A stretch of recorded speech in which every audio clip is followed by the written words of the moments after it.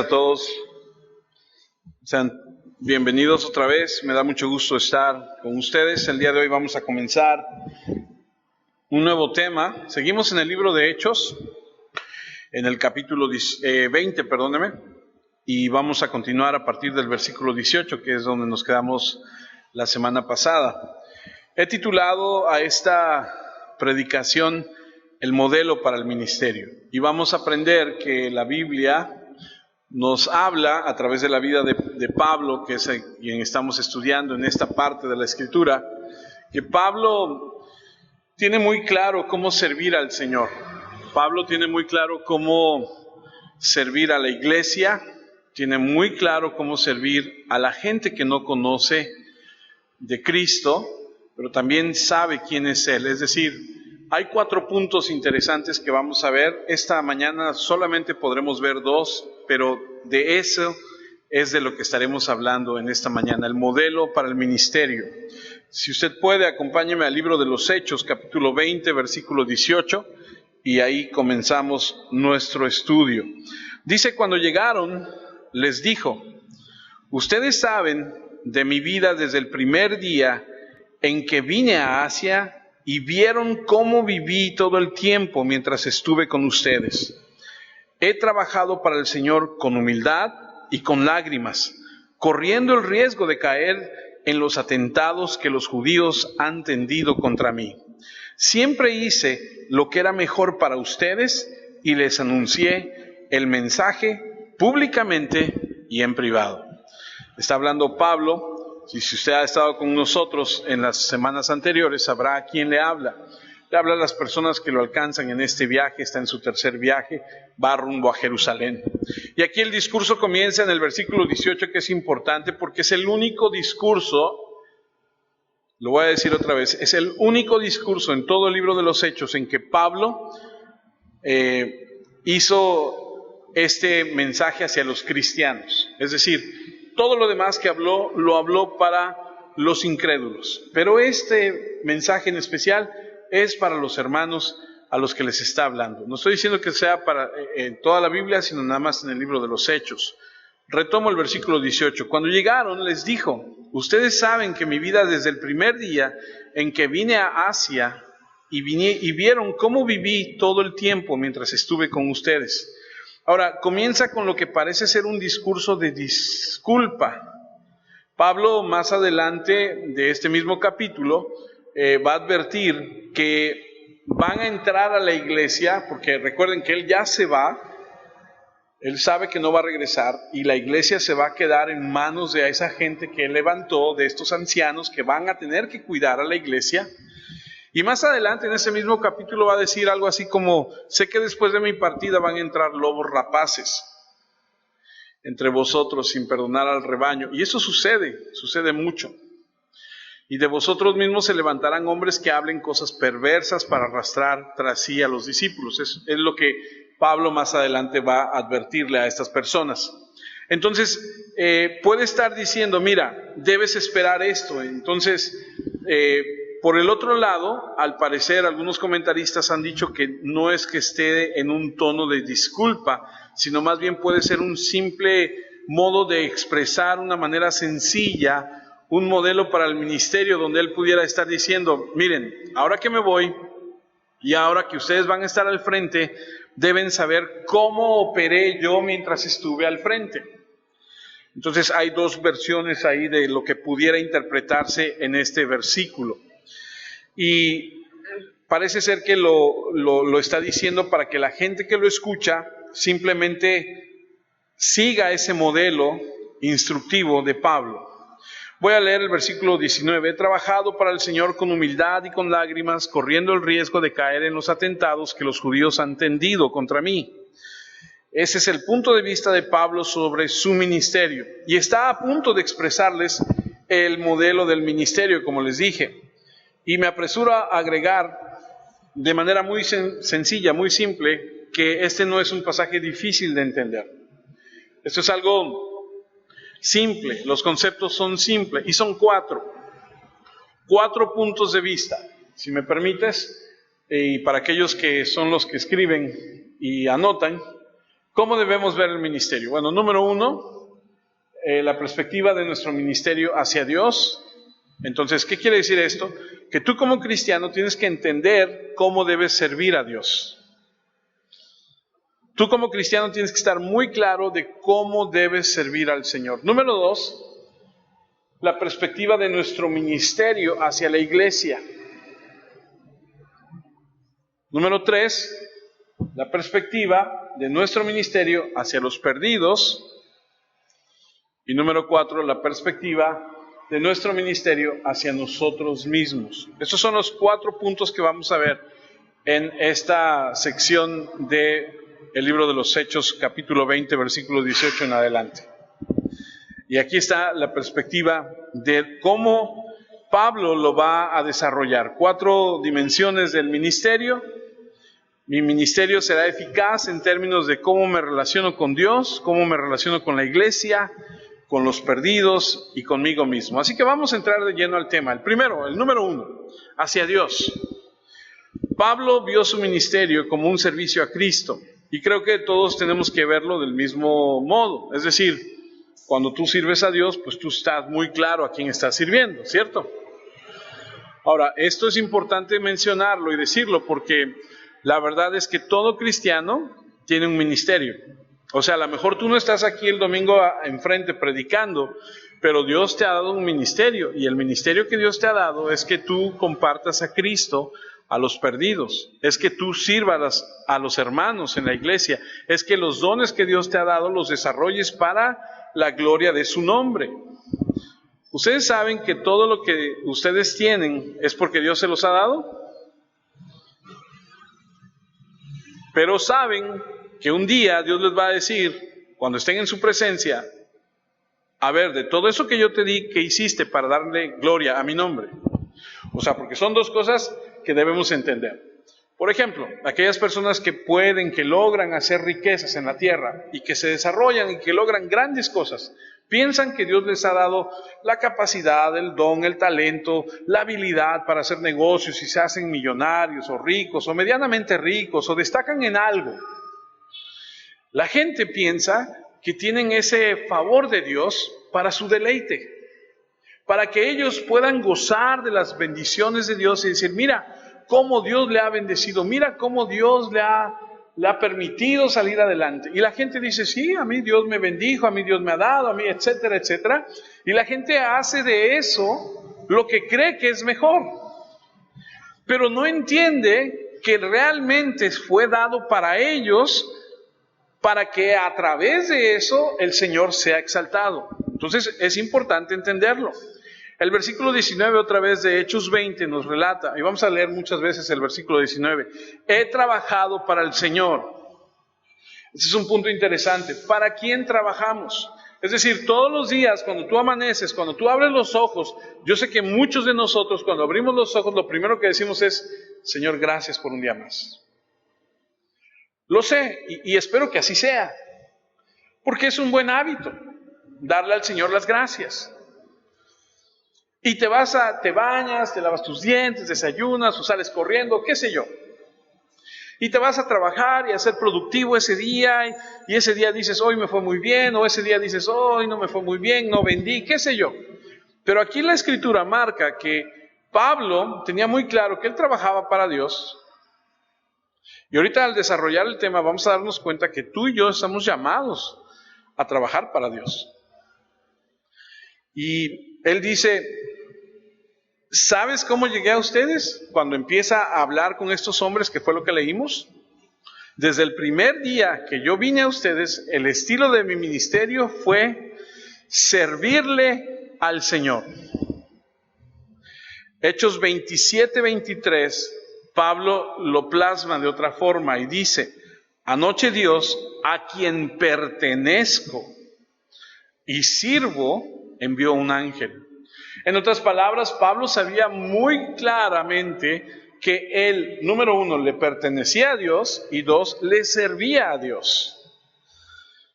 Pablo siempre vio su ministerio principalmente como un servicio a Cristo y a Dios. Ahora, esto es importante porque establece algunos pensamientos básicos que debemos considerar. Y uno de ellos es este, y es bien importante. Gálatas, capítulo 1, versículo 10, dice lo siguiente: por lo que acabo de decir, ¿piensan que estoy buscando la aprobación de la gente o de Dios? ¿O que trato de quedar bien con la gente? Pues si quisiera agradar a la gente, dígalo conmigo, no sería un siervo de Cristo. ¿Sabe? Cuando yo conocí del Señor, o cuando empecé a conocer de Cristo, íbamos hasta Ciudad Mendoza, a una iglesia en Ciudad Mendoza. Todos los domingos íbamos, y en esa iglesia, al transcurrir las semanas, meses, nos dimos cuenta, o nos dijeron, que había una familia en especial, que era la familia pudiente se dice, ¿verdad? Pudiente de la iglesia, que era la que aportaba la mayor cantidad, y que se hacían las cosas de acuerdo a como ellos dictaminaban. Y entonces me estaba estudiando y me puse a recordar, si tu ministerio va a estar basado en agradar a la gente, entonces tu ministerio está arruinado. El contexto de esta escritura, de aquí de Gálatas 1, es que acaban de llegar los judaizantes y les acaban de decir a los cristianos allá en Galacia: miren, la única razón por la que Pablo no les impuso la ley o la circuncisión fue porque quería ser popular con ustedes. Ellos entraron y le dijeron a la gente: tienen que ser circuncidados, tienes que guardar la ley para que así te salves. ¿Se acuerdan que hemos hablado de esto? Todo aquel que venía a Cristo, que era judío, le decían: sí, pero y todos los preceptos, tienes que circuncidarte, tienes que guardar el día del Señor, tienes que hacer esto, tienes que hacer el otro. Y entonces lo estaban como metiendo a la religión judía. Y entonces les dicen a estos cristianos: Pablo no les dijo eso porque quiere agradarlos. Muchas veces hemos estado escuchando, o hemos estado en algún lugar a donde lo único que se dice es algo para que te llene, para que te conforte, para que cuando tú salgas digas: ¡ay, qué bien estuvo hoy! Me gustó. Pero la verdad es que Pablo les dice las cosas como se las tiene que decir. Y Pablo no está buscando ser popular. De hecho, Pablo responde y dice ahí en Gálatas 1:8: pero ojo, si nosotros o un ángel del cielo les anuncia otras buenas noticias diferentes a las que les anunciamos, que Dios lo condene. En otra versión dice que sea anatema, que significa sea maldito. Aún baje un ángel. Y luego en el versículo 9 lo reitera: lo dije antes y ahora lo repito, si alguien les anuncia otras buenas noticias diferentes a las que ustedes han aceptado, que Dios lo condene. Ahora yo pregunto, ¿suena esto como algo complaciente a los oídos de los hombres, el que se le maldiga a una persona? Pues no, esto no es complaciente. Así que tienes que elegir en tu ministerio, tarde o temprano, si vas a servir a Dios o a las personas. Y cada uno de nosotros deberá hacerlo. Eso no significa que pisotees a la gente, pero sí significa que tu prioridad es hacia Dios y no necesariamente considerarás la reacción de las personas si la demanda de Dios es clara. Déjame darte un ejemplo. ¿Qué día se celebra hoy? Todos sabemos qué día se celebra. Todos sabemos lo que la tradición mexicana dice acerca de este día. Cuando alguien te pregunta, tú tienes que ser muy claro y muy preciso. Eso no es lo que dice la Biblia. Nosotros no tenemos una reina, nosotros tenemos un rey que se llama Jesucristo. Tenemos que ser claros, tenemos que ser, en ese sentido, no estamos pisoteando o agrediendo, aunque pudiera sonar como tal. Lo que estamos haciendo es ser muy claros y específicos de lo que dice la Escritura. Entonces, debemos hacer lo correcto y dejar que Dios se encargue de las consecuencias. El servicio al Señor no es solo un contraste con el servicio a los hombres, y creo que debemos pensar en eso. Creo que muchas veces cuando sirves en la iglesia, en cualquier área. Y te voy a hablar de mi experiencia. Una vez estaba yo aquí predicando y llegó una persona que eventualmente nos visitaba. Conozco la historia de ese hombre, conozco su matrimonio, conozco lo que ha vivido, lo que estaba pasando en ese momento. Y resulta que el tema de ese día, de ese domingo, fue el divorcio. No sé si algunos de ustedes se acuerdan, pero hace algunos años atrás estudiamos acerca del divorcio. Y cuando este hombre entró de la mano con una mujer que no era su esposa. Y él entró sonriente y muy amigable y muy sonriente y se sentó, y desde el momento en que yo lo vi entrar, yo dije, ups. Porque seguramente él venía con la intención de decirle a su nueva pareja, ¿sabes qué? Vamos a la iglesia, yo conozco al pastor, te va a gustar, mira, va a ser algo nuevo, a lo mejor tú no conoces, ven a escuchar la palabra y todo. Y lo que la palabra les dijo a él y a esa persona fue lo que Dios piensa acerca del divorcio. Nunca más regresó. Es más, antes de que termináramos, salió como avergonzado. ¿Pero qué iba yo a hacer?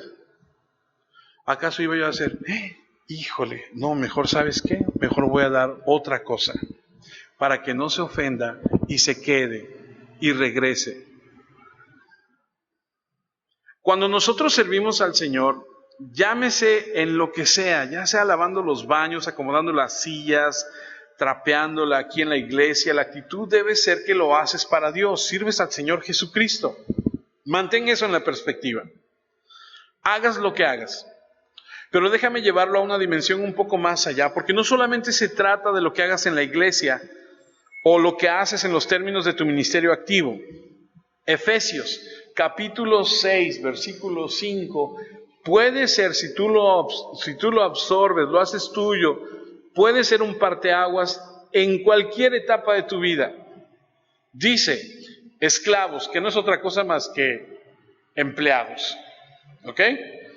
O sea, porque si somos muy directos, dicen que la esclavitud se acabó cuando la pusieron en nómina. Obedezcan a sus amos aquí en la tierra. Obedezcan con mucho respeto y sinceridad, como si, como dice, estuvieran obedeciendo a Cristo. Sean obedientes con la gente que les da el empleado. Obedezcan a su jefe. Si tú quieres, hasta con miedo y temblor, y algunos dicen, no, pues eso ya, o sea, yo lo veo venir y tiemblo, o sea, y te escondes, ¿no? Yo me acuerdo de una persona que tú y yo conocemos en un lugar donde trabajamos hace tiempo, que decíamos, ahí viene, y todo el mundo se escondía, ¿no? Y dejaba que pasara, porque cuando tú tienes un empleador así, difícil, no es fácil, tienes que pensar en esto.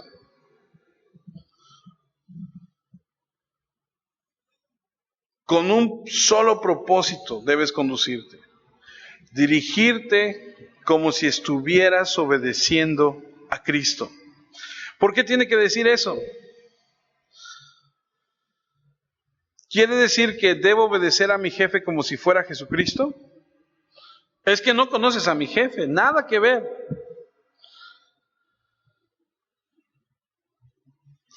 Debemos trabajar en nuestro trabajo como si estuviéramos trabajando para Cristo mismo. Es muy importante. Porque debemos servir quien sea nuestro maestro, desde un cristiano hasta un ateo, como si fuera el mismo Jesucristo. Esa es la obligación del cristiano. Todo lo que haces, desde el momento en que abres los ojos por la mañana hasta que los cierras en la noche y te vas a dormir, es servir a Cristo. Eso es, como dijeran los americanos, life changing. Eso te cambia la vida. Desde que tú abres los ojos y dices, ok, todo lo que voy a hacer hoy va a ser como si fuera para Cristo, inténtalo. Y a la hora que te vas a dormir digas, ok, Señor, ya te serví. le servía a fulano, a sultano, a perengano, pero lo hice como si te lo hiciera a ti, va a cambiar tu vida.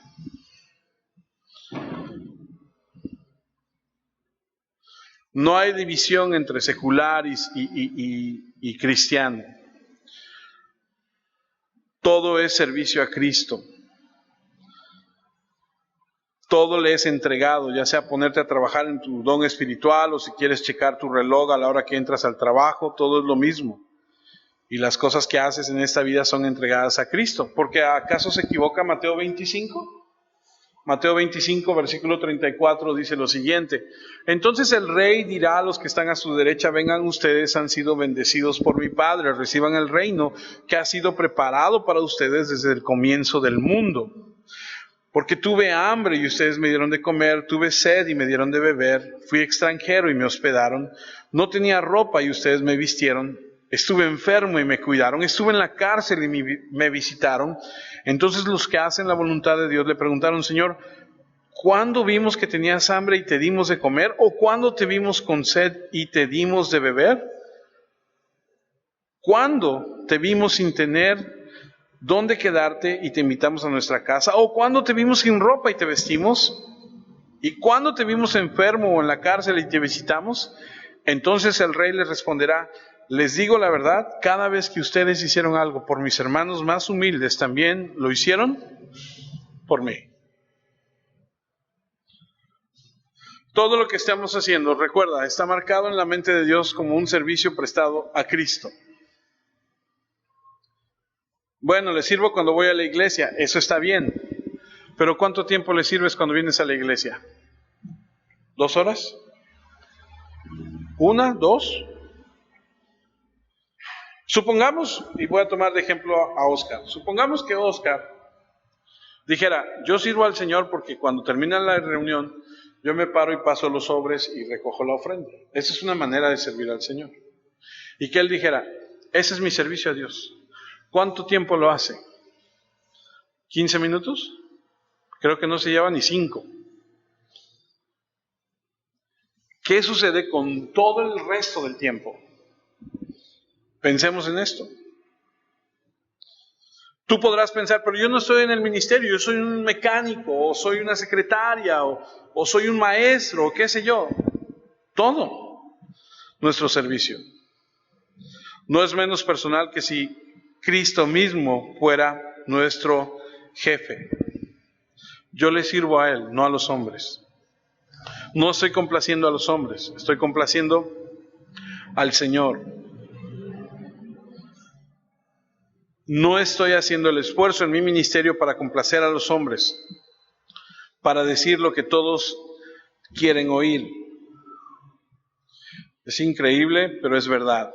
¿Cuántas cosas se dicen para complacer a los hombres?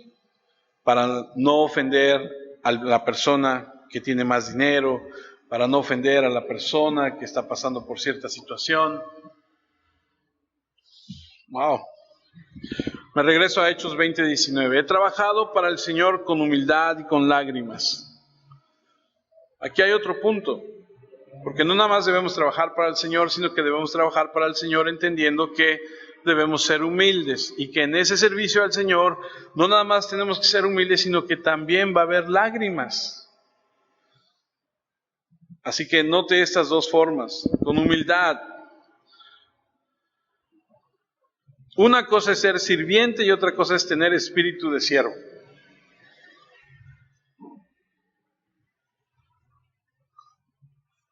¿Podría tomar el ejemplo de un mesero que te sirve, que te trae tus alimentos, que te trae lo que le pides? Pero te ha tocado un mesero que no le gusta lo que hace, o que está molesto, o que está, y te trae las cosas a regañadientes, o te trata mal,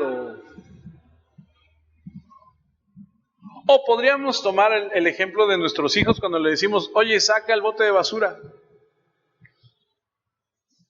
Y va y saca el bote de basura y lo va jalando y lo va pateando. Y le dice: oye, no lo hagas así. Lo saqué, ¿no? No, pues si no se trata de eso. Se trata de tener la actitud correcta.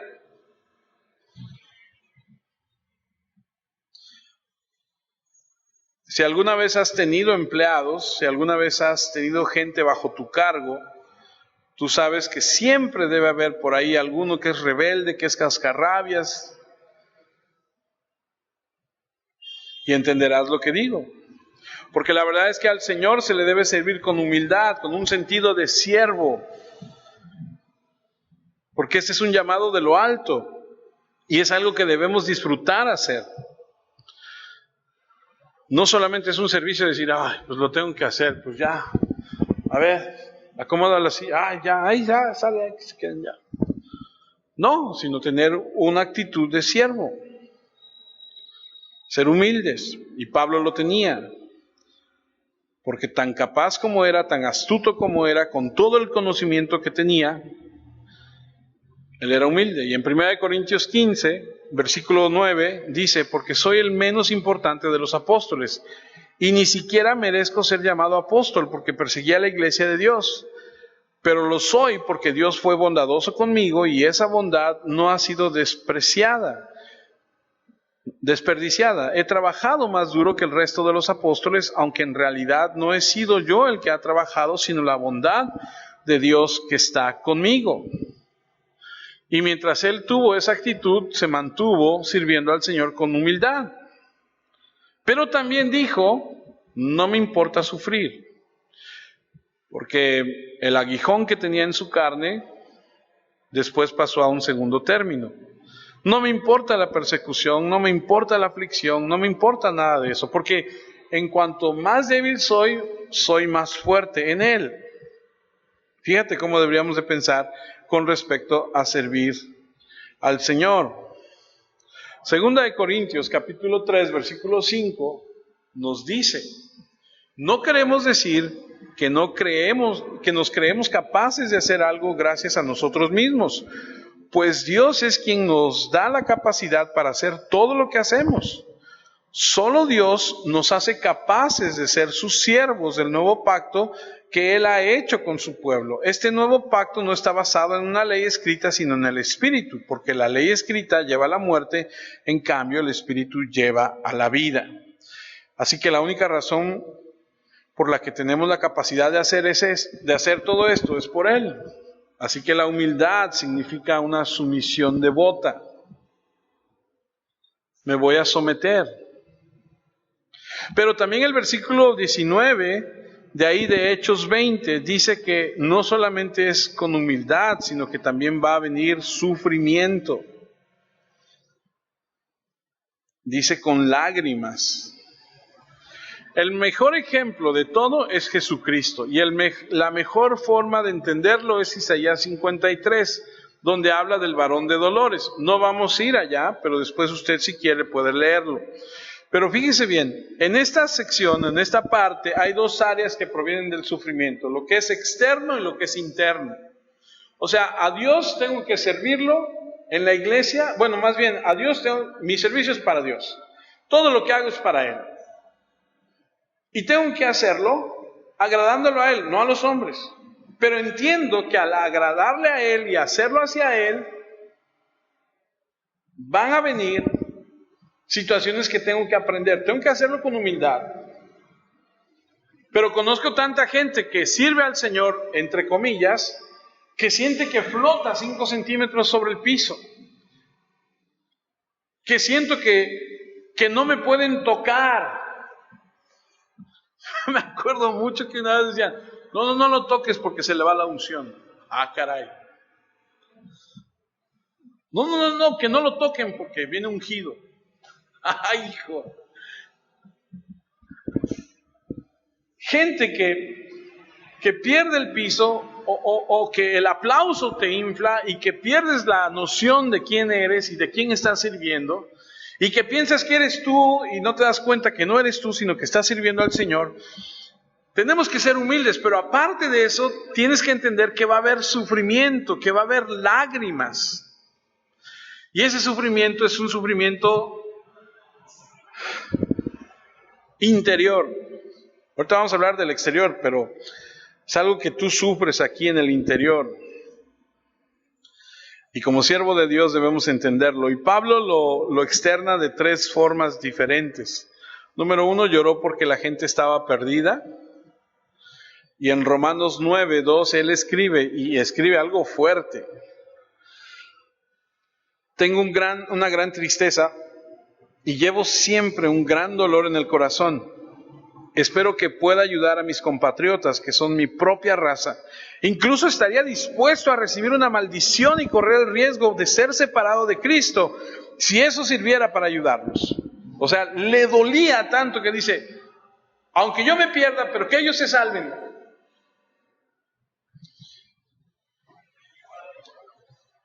Ese pasaje te deja ver dónde estaba su corazón. Luego lloró por los cristianos carnales. ¿A poco hay cristianos? ¿A poco hay cristianos carnales? Sí. Segunda de Corintios 2:4. Cuando les escribí estaba triste, preocupado y lloraba, pero no les escribí para hacerlos sentir tristes, sino para que se dieran cuenta del gran amor y del cariño que siento por ustedes. Una verdadera preocupación. Usted y yo sabemos que los de Corinto eran tremendos.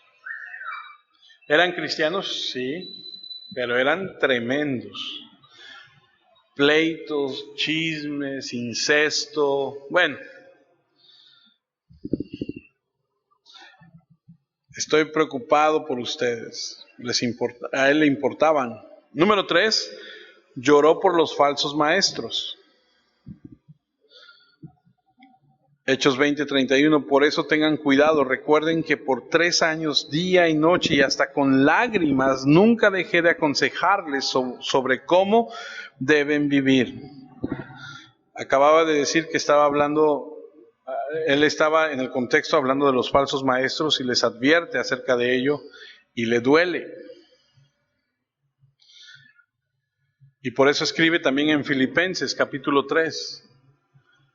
Filipenses capítulo 3, versículo 17, escribe y dice, hermanos, traten todos de imitar lo que yo he hecho. Fíjense en aquellos que siguen nuestro ejemplo, porque como muchas veces les he dicho, y ahora lo repito llorando, muchos viven como enemigos de la cruz de Cristo. Ellos viven de una manera que los está llevando a la destrucción. Ellos quitaron a Dios y lo reemplazaron por sus propios bajos deseos. Presumen de hacer lo que debería darles vergüenza y solo tienen la mirada puesta en las cosas terrenales. Y lloró por ello, porque estaban siendo socavados por falsas enseñanzas. Y hay un pesar, hay un dolor.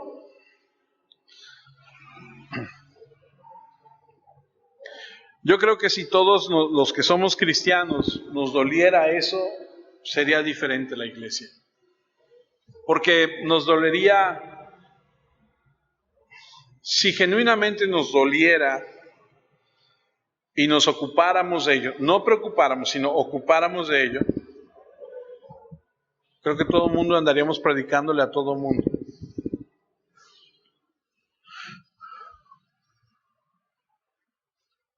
Creo que cuando una persona apasionada, como lo que acabamos de leer, como Pablo, derrama lágrimas por ese tipo de cosas, Dios le permite una cosecha. Miren lo que dice el Salmo 126:6. El Salmo 126:6 dice, el que vaya andando y llorando llevando la bolsa de semillas, volverá gritando de alegría llevando manojos de trigo. El que va llorando, llevando la bolsa de semillas, la bolsa de semillas, regresará llevando manojos de alegría. Tiene la promesa de Dios de regresar con esa cosecha. Entonces, servir a Dios implica humildad, sufrimiento, y el primer tipo de sufrimiento proviene del interior. Pero no solamente se queda ahí, sino que también hay un sufrimiento externo. Regreso a Hechos 20:19. He trabajado para el Señor con humildad y con lágrimas, dice, corriendo el riesgo de caer en los atentados de los judíos que los judíos han tenido contra mí. ¿Cómo estos judíos trataron de conspirar contra él? Si usted recuerda, hace una semana hablamos que él se enteró que estaban esperando que se subiera al barco para hacerle algo y se cree que lo que esperaban era tirarlo por la borda ya estando mar adentro, ¿no? Y que él decidió no subirse.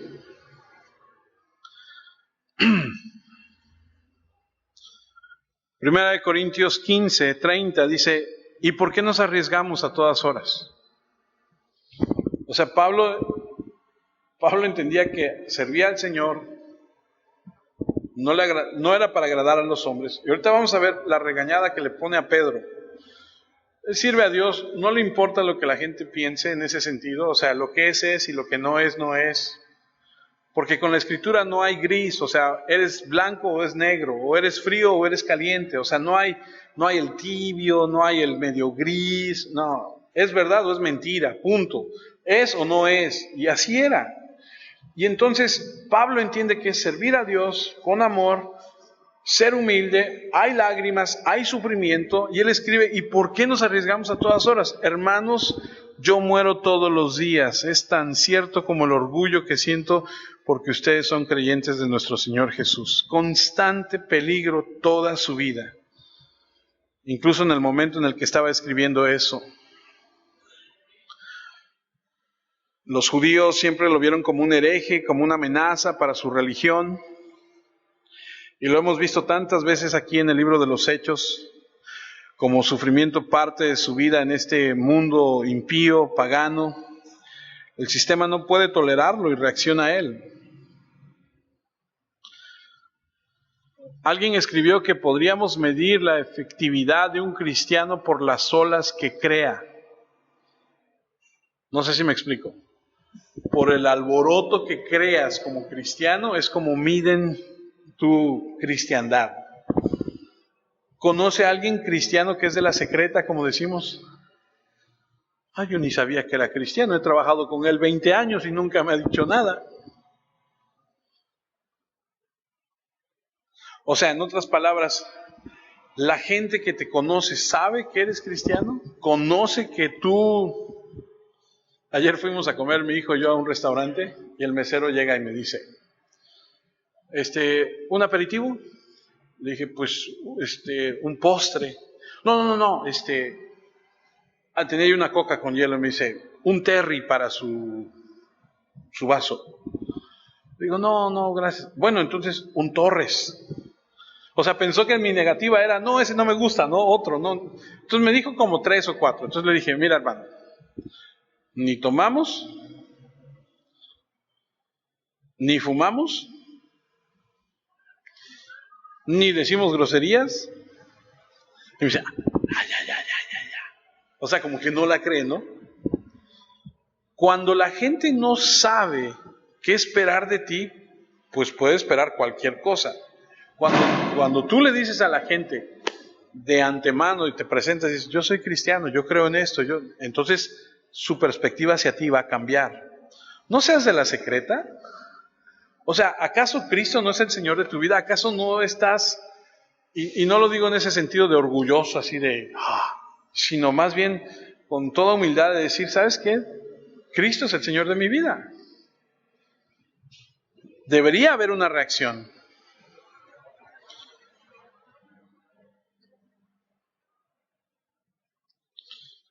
Esa es la mirada de cómo nuestro ministerio debe ser hacia Dios. El mundo, allá afuera, y me ha pasado, porque cuando yo le decía a la gente, yo soy pastor, dice, no, tienes dinero, porque los pastores tienen lana. Y yo decía, no, sí, tienen carros, tienen casas, se van de viaje. El mundo tiene una perspectiva acerca de los siervos de Dios y lo relacionan con grandes títulos, éxito, etcétera. Pero ¿sabes cómo lo mide Dios? Si tienes orden en tu vida, la prioridad es servir a Cristo, si lo haces con humildad, si tienes la voluntad de sufrir. Créeme que cuando sea el tribunal de Cristo, que ese tribunal no es de juicio, el tribunal de Cristo es cuando nosotros los hijos del Señor vayamos ante Él, Él nos va a premiar. Y a algunos les van a tocar joyas y unos oro y otros les van a tocar trigo. Porque haz de cuenta que hay una escala, ¿no? Hay niveles, ¿no? Ahí va a ser la sorpresa para muchos. ¿Usted se acuerda de Condorito? Así de plop, que se va para atrás. Así va a ser con muchos. Va a decir, oye, yo esperaba que a este le dieran. Al Señor nadie lo engaña, al Señor nadie le toma el pelo. Así que nuestro ministerio será eficaz en términos de cómo nos relacionamos con Dios, pero número 2, ya para ir hacia el final, pero también cómo me relaciono con la iglesia. Y ese es el segundo paso, segundo punto de los 4, una perspectiva hacia la iglesia. Pablo vio el ministerio hacia la iglesia como su obligación de enseñar. Mire lo que dice Hechos 20:20. Siempre hice lo que era mejor para ustedes y les anuncié el mensaje públicamente y en privado. Su ministerio hacia Dios fue visto como un servicio hacia la iglesia. Su ministerio hacia Dios fue visto como un servicio y hacia la iglesia como una enseñanza. Porque vio que la prioridad era la instrucción, eso fue muy claro. No retuvo nada de lo que era el consejo de Dios. Pablo no se reprimió en nada, siempre dijo lo que tenía que decir. Un peligro de esto es si tú te pones a pensar que lo que vas a decir va a afectar a las personas y vas a preocuparte por tu popularidad, estás en problemas. ¿Y qué tal si digo esto y Julio se enoja y ya no viene la próxima semana? Pues qué pena.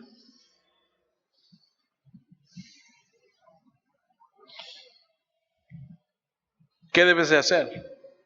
Si se trata de algo que está en la Escritura, no tengas temor. Pero si es tu propia opinión, eso es otra cosa. Así que, si la persona se ofende, que se ofenda. Más tiempo lleva esa persona ofendiendo a Dios con la vida que lleva, y Dios es paciente y amoroso. Un gran ejemplo es Pablo, cuando estaba en Antioquía, y llega Pedro. Y Pedro está comiendo a todo dar unos sándwiches de jamón bien ricos con los gentiles. De repente van a llegar los hermanos judíos. Y entonces Pedro va a decir, no, y se va con los judíos. Se separa de los gentiles. Se acerca con los judíos y Pablo se molesta y se da cuenta. Y aquí la enseñanza es, lo que hay que decir, hay que decirlo. Gálatas 2, versículo 11. Cuando Pedro fue a Antioquía, lo enfrenté cara a cara porque sus propias acciones lo condenaban. Esto fue lo que pasó. Recién llegado a Antioquía, Pedro comía y tenía compañerismos con los que no eran judíos. Pero después, cuando algunos creyentes judíos vinieron de parte de Santiago, Pedro se separó de los que no eran judíos porque tenía miedo de esos judíos que afirmaban que los que no son judíos también tienen que ser circuncidados. Los otros creyentes judíos también se portaron como Pedro. Fueron hipócritas y hasta Bernabé se dejó influenciar. Cuando vi que ellos no se comportaban según la verdad de las buenas noticias, le dije a Pedro delante de todos. O sea, no le dijo, Pedro, ¿puedes venir un segundo? Necesito hablar contigo. No, va como va. Tú eres judío, pero no vives como judío, pues te comportas como los que no son judíos. Entonces, ¿cómo te atreves a obligar a los que no son judíos a que sigan las costumbres de los judíos? Nosotros somos judíos de nacimiento y no nacimos pecadores, que es como le decimos a los que no son judíos. Sin embargo, sabemos que nadie consigue estar bien con Dios por actos de obediencia a una ley. Dios aprueba solo a los que tienen fe en Jesucristo. Por eso hemos puesto nuestra fe en Jesucristo para estar bien con Dios. Somos aprobados por Dios por nuestra fe en Cristo, no por actos de obediencia a una ley. porque nadie consigue estar bien con Dios por actos de obediencia. Nosotros los creyentes que somos judíos acudimos a Cristo para estar bien con Dios. Eso demuestra que también nosotros somos pecadores. Entonces, ¿es Cristo el que nos hace pecadores? Nada de eso. Lo que sí estaría muy mal es que yo enseñara otra vez lo que ya he abandonado. Lo que me dice es, ¿sabes qué, Pedro? Estás muy mal. Eres hipócrita. Con tus actos estás enseñando algo que no debes enseñar, estás yendo en contra de todo lo que hemos enseñado y estás muy mal. Y si vas a hacer algo así, para que altere su teología, hazlo. Es decir, para que cambie su manera de pensar, hazlo. Pablo nunca retuvo nada, nunca fue culpable de rehuir de la obligación de enseñar, no retuvo ninguna doctrina, ninguna exhortación, ninguna amonestación que fuera necesaria, si sabía que era la verdad de Dios. Escuche, esto es importante porque ese es realmente el parámetro que debemos tener. Si está aquí en la Biblia, tú dilo sin problema. Me acuerdo mucho que una vez fuimos a la casa de alguien, estuvimos predicando, estuvimos yendo fuimos varias veces varias semanas estuvimos yendo hasta que un día yo le dije a la persona, al varón de la casa, le dije, ¿sabes qué? Es tiempo que tú decidas ir a la iglesia, no podemos estar siempre viniendo a tu casa, te invito a que vayas a la iglesia. No le gustó, se ofendió y me corrió. Y yo le dije, no me corres a mí, estás rechazando la palabra de Dios. Está bien, y tan, se acabó la relación.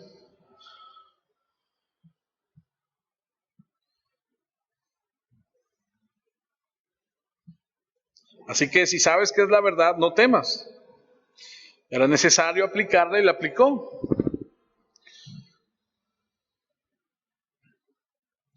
Pero otra vez hay mucha gente que no piensa así y algunas personas evitan eso. Algunas personas evitan incluso hasta la disciplina en la iglesia. ¿Usted sabe que en la iglesia hay disciplina? ¿Y que debe aplicarse? Que si alguien en la iglesia está en pecado y uno se da cuenta, uno está obligado a confrontarlo. Si cambia, gloria a Dios. Si no hace caso, uno va con otro hermano, lo anima y si cambia, gloria a Dios. Pero si no hace caso, entonces viene uno a la iglesia y le dice a la iglesia, ¿saben qué? ¿Se acuerdan ustedes de fulano de tal? Ah, sí, tiene unas semanas que no viene. Ah, pues mire, pasó esto. Primero fui yo y no hizo caso, después fuimos fulano y sutano y yo y no hizo caso y ahora lo exponemos ante la iglesia. Es una persona que no hace caso, se le ha dicho en varias ocasiones que deje de hacer esto, está en tal pecado, está haciendo esto, no está haciendo aquello. Por lo tanto, lo entregamos al Señor, el Señor que se encargue, pero aquí entre nosotros no puede estar. ¿Se acuerdan que Pablo dice, ni te sientes a comer con ellos? O sea, a ese grado. Eso viene en la Escritura. ¿Hay que hacerlo? Por supuesto que hay que hacerlo. ¿Lo hemos hecho? Claro que lo hemos hecho. Claro que sí.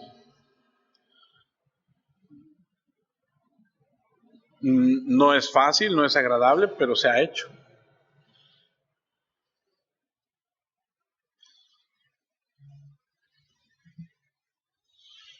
Hay que aplicar los principios correctos, cualquiera que sean las consecuencias. Es una cuestión de las Escrituras.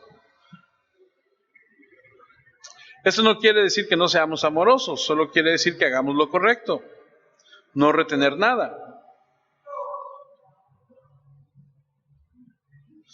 Hechos 20:27 dice, porque nunca vacilé en decirles lo que Dios quería que ustedes hicieran. Nunca vacilé en decirles lo que Dios quiere que ustedes hicieran. Esto es lo que dice Dios y ahí está. ¿O acaso creemos que Dios nos dio una verdad inútil? No. Todas las cosas que están aquí son para edificar. Cuando alguien está mal hay que reprenderlo. Es nuestra obligación. hay que corregirle el comportamiento y finalmente instruirlo en la justicia para que siga por el camino correcto. Pero esto no es nuevo, ¿eh? Acompáñame a Ezequiel. Ya vamos a acabar. Ezequiel 33.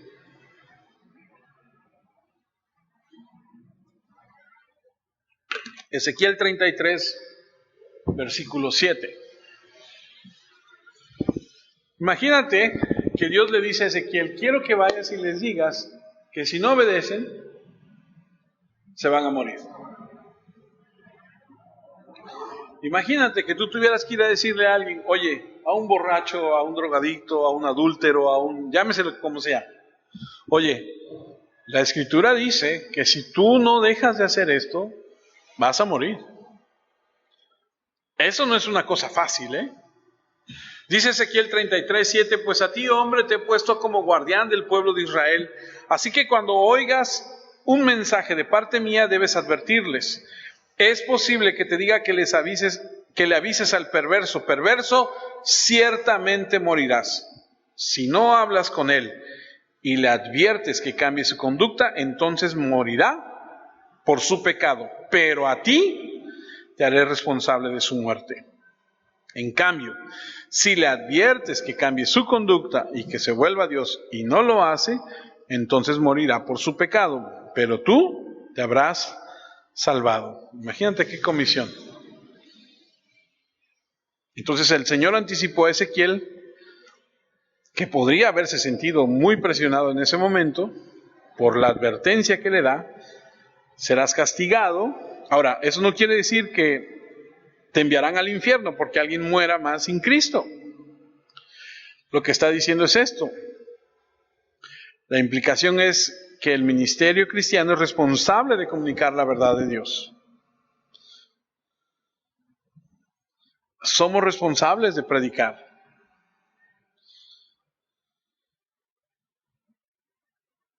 Hay gente que no habla de esto. Hay gente que no habla de la condenación que hay sin Cristo. Hay iglesias donde nunca hablan de la segunda venida de Cristo. Hay iglesias donde nunca hablan del infierno. Hay iglesias donde no hablan acerca del pecado. Hay iglesias donde no hablan que el homosexualismo es pecado. Hay iglesias donde prefieren hablar de otras cosas. Pero debemos advertirles. Ahora, no es cuestión si el hombre se salva o se pierde sobre la base de lo que tú digas o dejes de decir, porque ese es el lado soberano de Dios, porque el hombre es responsable ante Dios, pero tú estás obligado a decirle a ese hombre lo que Dios manda.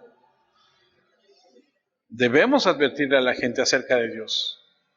Y si vas a declarar todo el consejo de Dios, que es su palabra, y si vas a dar todo eso, tienes que ser enseñado en esa palabra, porque no puedes dar algo que no tienes, ¿cierto?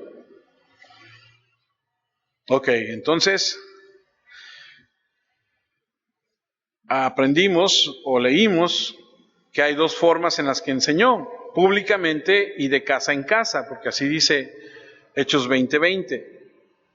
Lo hizo en público, es decir, ¿se acuerdan cuando estuvo en las sinagogas y después se fue a la escuela de Tirano? Y era público, pero después de ahí se iban de casa en casa. Y eso es genial porque puedes hacer mejor relación. Ahorita en nuestros tiempos es difícil que la gente vaya a las casas porque nadie quiere salir, nadie quiere contagiarse, pero esperemos que el próximo año, si Dios permite, que todo esto, si Dios así lo permite, cambie, podamos reanudar los estudios en casa y podamos tomar más estudios en algunas casas, que sería lo ideal para invitar a gente que pueda ir y conocer. Lo que vemos aquí es que se hacía también de casa en casa, que es un modelo también para predicar. Y me encanta porque podemos ver que Pablo nos muestra que él era una persona real, normal. Oye, Pablo, ¿vas a nuestra casa? Sí, claro.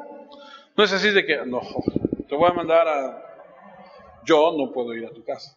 No. O sea, eso me gusta. Y termino diciendo esto: mi obligación para con Dios es servirle. Así es como veo el ministerio.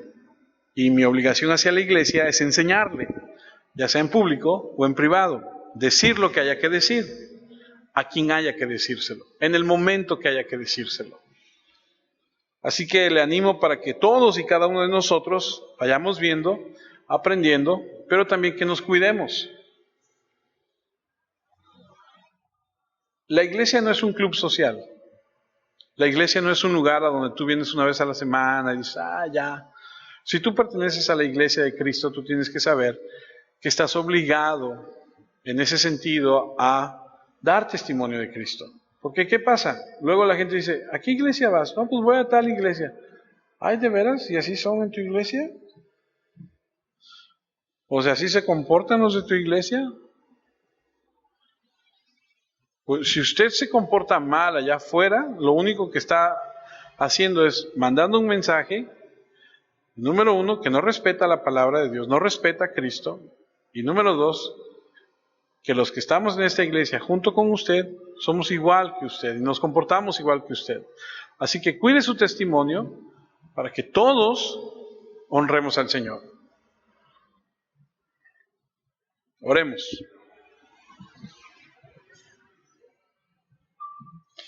Padre, queremos agradecerte en este momento por la oportunidad que nos has dado, Señor, de estar en tu palabra. Pedirte que a través de ella nos sigas enseñando y mostrando tu bondad, tu misericordia, pero también nos sigas llevando a esa revelación, a esa verdad que nos hace darnos cuenta de las cosas que estamos haciendo mal. Te agradezco, Padre, infinitamente que me permitas, junto con los hermanos de esta iglesia, de tu cuerpo en Cristo, que podamos crecer y madurar. Te pido que nos hables a lo profundo de nuestro corazón para cambiar y para caminar en tus estatutos. Danos la fortaleza y la sabiduría para hacerlo, tu gracia, tu bondad, para llevar a cabo todo esto, Padre, en Cristo Jesús nuestro Señor y Salvador.